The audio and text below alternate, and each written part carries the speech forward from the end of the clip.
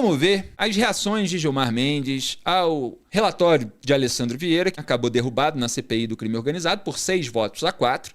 Lembrando que o governo Lula, e estão aí os meus cortes na aba vídeos desse canal, mostrando, trocou 2 integrantes, o Sérgio Moro e o Marcos Duval, por 2 petistas, para justamente derrubar o relatório. E se não fosse essa manobra do governo Lula para blindar o centrão do STF e o Procurador-Geral da República, Paulo Gonet, o placar teria sido 6-4 a favor do relatório.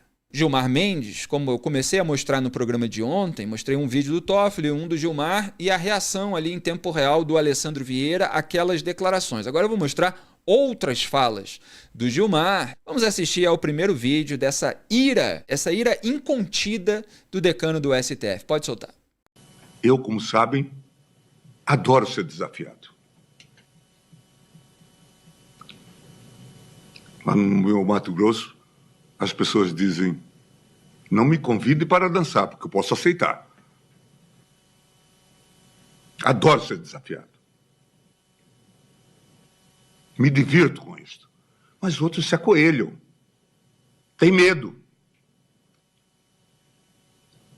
E a assombração, também dizemos no interior, aparece para quem acredita nisso. Então é preciso que a gente esteja atento, inclusive para dizer para aqueles que têm medo de assombração que eles não existem, que são fantasmas, que não amedrontam, que são fantoches. É o ministro do Supremo Tribunal Federal. E pior, é o mais antigo da corte, que está aí fazendo toda essa afetação de valentia, toda essa provocação. Ele tem, de fato, a caneta mais poderosa da República. Então não é simplesmente um indivíduo que reage a outro numa condição igual. É alguém que tem muito poder e que, por isso mesmo, deveria ter autocontenção.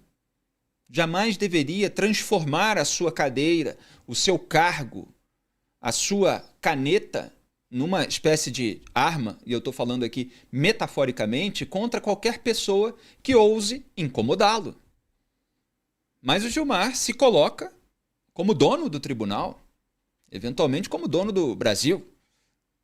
Teve aquela história na rede social, da divulgação do que estava acontecendo lá no Mato Grosso, com a construção de uma Gilmarlândia. Às vezes a gente vê esse tipo de comportamento do ministro, decano, e pergunta se ele acha que o Brasil é uma Gilmarlândia, onde ele se sente à vontade para, no plenário, durante um julgamento, durante o seu trabalho como magistrado de corte superior, ficar desafiando pessoas, como uma questão pessoal.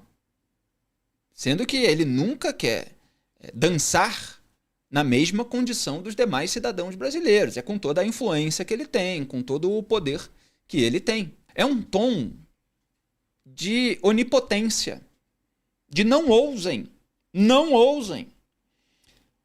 O Gilmar, assim como outros ministros do STF, com esse tipo de reação, quer provocar o chilling effect, que é aquele efeito dissuasivo, para que ninguém ouse enfrentá-lo, para que ninguém ouse dançar com ele, para que ninguém, traduzindo na tecla SAP do centrão do STF, ouse revelar informações comprometedoras a seu respeito, cobrar investigações a seu respeito e a respeito dos seus pares, para que ninguém sequer pense em fazer uma crítica mais dura ao ministro, porque ousem desafiá-lo, ousem chamá-lo para dançar, e vocês vão ver o que vai acontecer. Fica sempre esse tom intimidatório.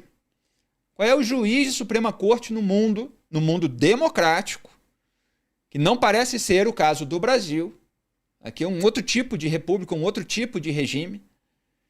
Você vê um comportamento desse de um juiz de Suprema Corte. Isso não aparece no noticiário.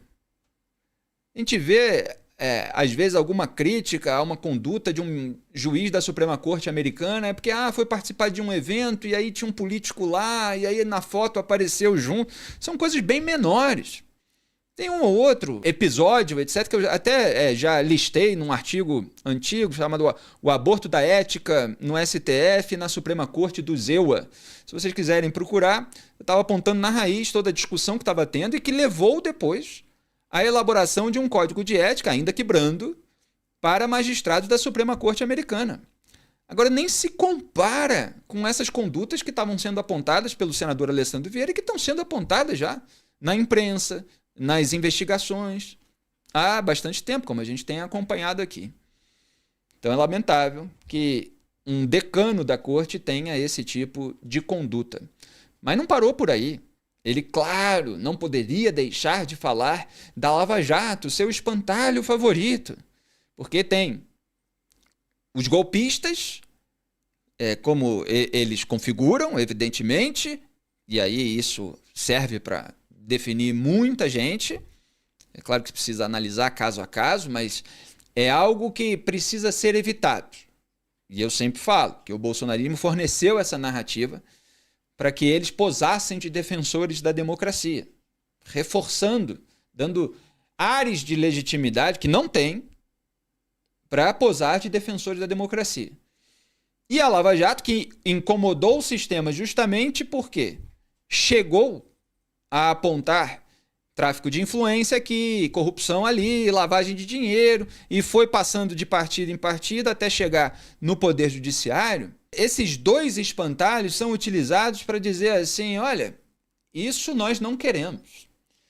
Então, não ousem falar qualquer coisa comprometedora com a gente, porque vocês têm que relevar, vocês têm que esquecer qualquer coisa que soe inadequada para vocês, porque nós somos os heróis salvadores da pátria democrática brasileira. Então vamos ver mais essas afetações de valentia de Gilmar Mendes. Diante de iniciativas que parecem se repetir agora, não podemos olvidar o que ocorreu naquela quadra, com o messianismo e as práticas totalitárias da Lava Jato, sustentadas por um punitivismo inebriado com a expectativa de popularidade. E é com base nessa experiência que devemos agora nos acautelar, não nos permitindo envolver em uma maré de denuncismo e adentrar incauta e irresponsavelmente em uma espiral de desconfiança nas instituições, sobretudo quando a instituição sob ataque é uma das grandes responsáveis pela estabilidade que o país ora goza, ora flui. Devemos ter cautela para não repetir erros e equívocos recentes, pois, insisto, há um quê de lavajatismo, e todos sabem, lavajatismo aqui não rima com coisa boa, nessas iniciativas de se tentar emparedar o Poder Judiciário, uma tentativa de manietar juízes independentes. Lavajatismo lembra Moro, lembra Dallagnol, lembra Janot, de triste memória. Ou alguém não sabe que às 3 horas da tarde, Janot já estava bêbado. Ou alguém não sabe que nós recebemos denúncias, muito provavelmente denúncias aqui, feitas por alguém inimputável. É esse o quadro. Eu não gostaria de ficar relembrando coisas tristes. Mas me chamaram para dançar. É preciso que a gente chame as coisas pelo nome.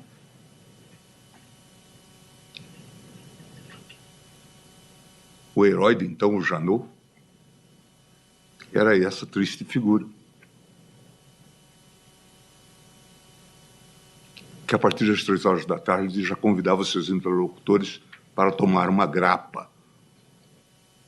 E que no final do dia já estava bêbado.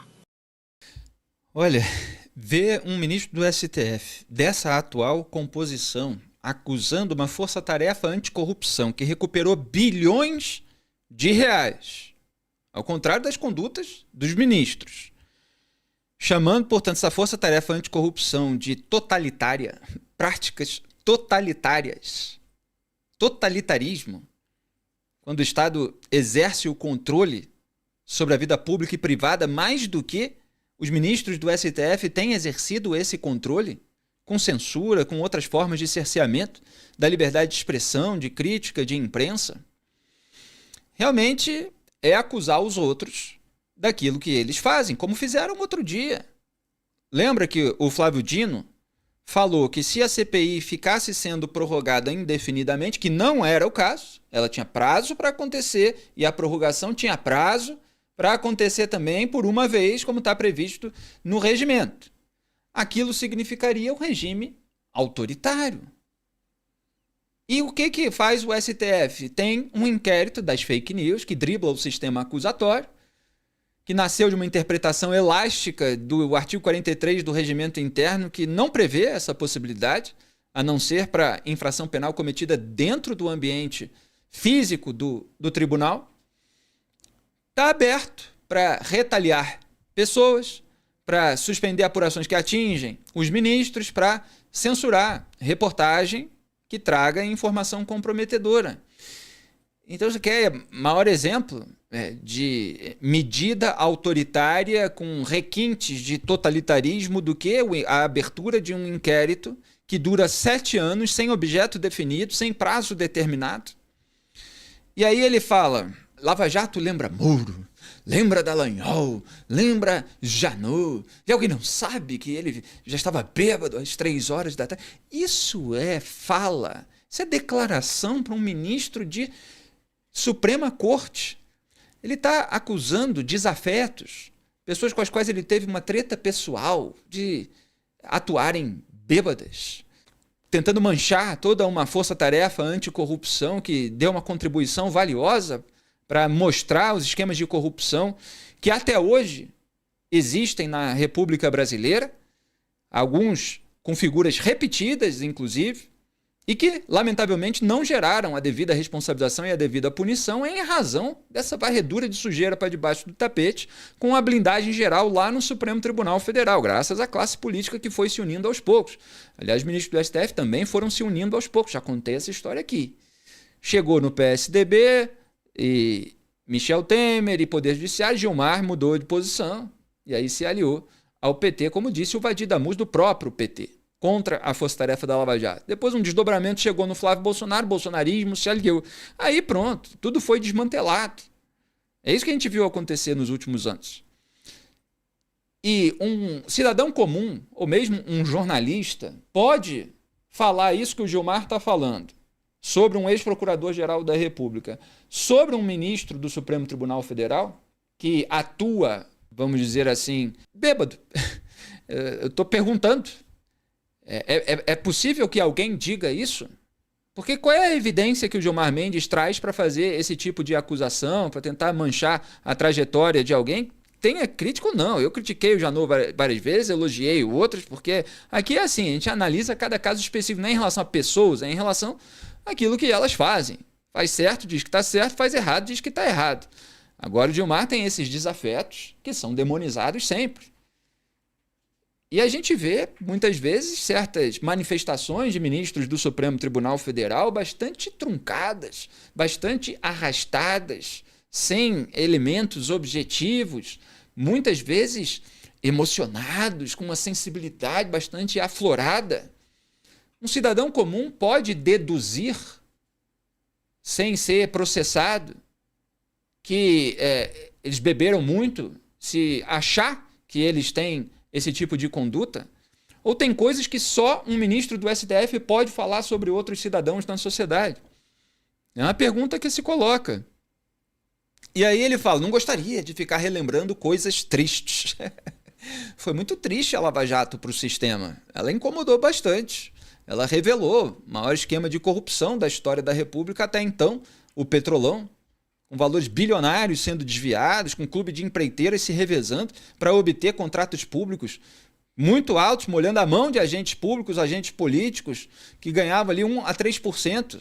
Olha o tamanho do contrato para 1 a 3% render milhões. Um gerente da Petrobras tinha lá, até que era, que o Barusco tinha 98 milhões, se eu não me engano, né, numa conta. Eram valores assim exorbitantes para a época. Agora a gente está vendo até mais no caso do escândalo Master. Então não gostaria de ficar relembrando coisas tristes, mas me chamaram para dançar. Mais uma vez, o tom desafiador, o tom intimidatório, aquela vontade de se impor pelo temor que pode causar em razão da força que tem, da influência que tem, do cargo que ocupa, da caneta poderosa que está na mão dele. É preciso que a gente chame as coisas pelo nome. Ah, isso é verdade, mas não é o que faz Gilmar Mendes.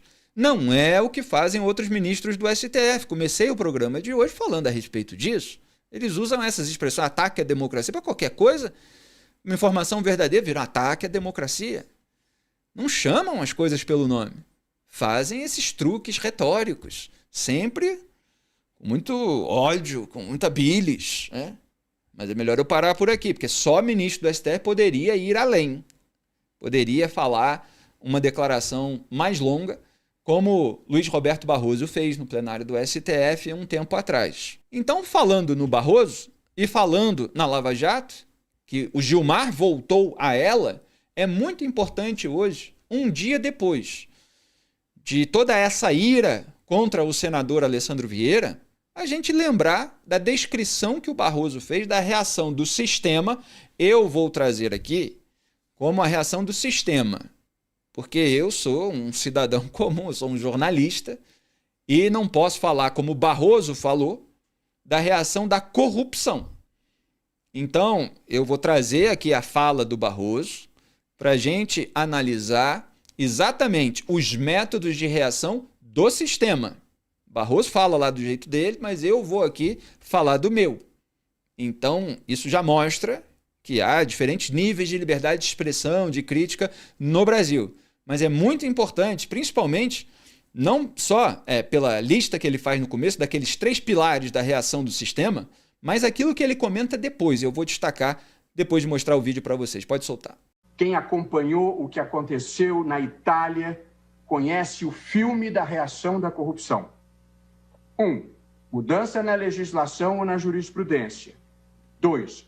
Demonização de procuradores e juízes. E 3. Tentativa de sequestro da narrativa e de cooptação da imprensa para mudar os fatos e recontar a história. Na Itália, a corrupção venceu e conquistou a impunidade. E não por acaso. A Itália é, entre os países desenvolvidos, o que apresenta há anos a pior média de crescimento econômico, como aponta a professora Maria Cristina Pinotti, especialista nos efeitos da corrupção sobre as economias em estudos primorosos que tem divulgado repetidamente. Mas eu dizia, na Itália, a corrupção conquistou a impunidade. Aqui entre nós, ela quer mais. Ela quer vingança. Quer ir atrás dos procuradores e dos juízes que ousaram enfrentá-la, para que ninguém nunca mais tenha a coragem de fazê-lo. No Brasil, hoje, nós temos os que não querem ser punidos, o que é um sentimento humano e compreensível. Mas temos um lote muito pior, presidente, que é o dos que não querem ficar honestos nem daqui para frente e gostariam que tudo continuasse como sempre foi. Tá aí Luiz Roberto Barroso, sempre bom lembrar esse discurso, apesar da união posterior com o Gilmar Mendes para combater, para derrotar o bolsonarismo. Pois é, a gente viu tudo aquilo acontecer com a postura corporativista que o Barroso adotou como presidente do STF. Mas essa parte da trajetória dele ficou marcada na história. Esse enfrentamento foi muito importante, seja em relação à reação do sistema contra o combate à corrupção, seja em relação à postura do Gilmar no plenário do STF, naqueles outros vídeos que vocês já viram. Mas deixa eu destacar a parte final dessa fala, olha como ela é importante para o que está acontecendo hoje. Na Itália, a corrupção conquistou a impunidade. Aqui entre nós, que é no Brasil, ela quer mais. Ela quer vingança. Quer ir atrás dos procuradores e dos juízes que ousaram enfrentá-la, para que ninguém nunca mais tenha a coragem de fazê-lo. No Brasil, hoje, nós temos os que não querem ser punidos, o que é um sentimento humano incompreensível, mas temos um lote muito pior, senhor presidente, que é o dos que não querem ficar honestos nem daqui para frente e gostariam que tudo continuasse como sempre foi. Palavras do Barroso. Ele fala em reação da corrupção. Eu vou falar em reação do sistema. O sistema quer vingança de novo. Quer vingança de novo. E quer ir atrás não só de procuradores e juízes que continuam sendo alvos desse sistema, mas também de um senador da República que ousou pedir o indiciamento de 3 ministros do STF e do Procurador-Geral da República, Paulo Gonet, o senador Alessandro Vieira. E a gente já vai ver até do governador Romeu Zema por uma fala e tal, por uma questão menor do que a importância do relatório da CPI do crime organizado, questões de debate público, de críticas, etc. Mas, aparentemente, os ministros do STF, e foi notícia de ontem para hoje na imprensa, estão contando aí com uma ação do Gilmar Mendes na Procuradoria-Geral da República, como ele já cobrou na rede social X, contra o Alessandro Vieira para que seja declarada a inelegibilidade dele. E eu mostrei ontem o vídeo do Dias Toffoli cobrando da Justiça Eleitoral a cassação do mandato do senador eleito pelos sergipanos. Que é um absurdo. Que é o ensaio da covardia. O preâmbulo. O aviso prévio. Vem covardia por aí, estamos avisando. Quer dizer, um parlamentar na sua atribuição está fazendo um pedido de indiciamento, quer dizer, a base do pedido de impeachment. O pedido de impeachment pode ser feito por qualquer cidadão. O Gilmar é que tentou tirar essa possibilidade, delegando apenas ao PGR essa atribuição. Depois precisou voltar atrás nesse ponto, mas manteve o aumento do quórum para o quórum qualificado para que haja aprovação de impeachment de ministro do STF. Tudo para se blindar no momento em que está sendo criticado, no momento que estão vindo à tona as condutas que merecem contestação, que merecem cobranças de esclarecimento, pelo menos uma parte inicial, que merecem investigações já nessa parte em que a gente está hoje. Então é muito importante falar sobre as pessoas que querem, como o Barroso disse, que tudo continue como sempre foi. Vou pegar só essa parte, porque eu não sou ministro do STF. Mas que querem ir atrás de todas aquelas pessoas que as incomodam. O vídeo que você acabou de assistir é um corte do programa Análise dos Fatos, transmitido ao vivo às segundas e sextas às 12 horas e terças, quartas e quintas às 18. As íntegras ficam disponíveis na aba Ao Vivo do meu canal de YouTube e os cortes na aba Vídeos. Curta, compartilhe e seja membro do canal para ajudar a manter esse programa no ar. Obrigado.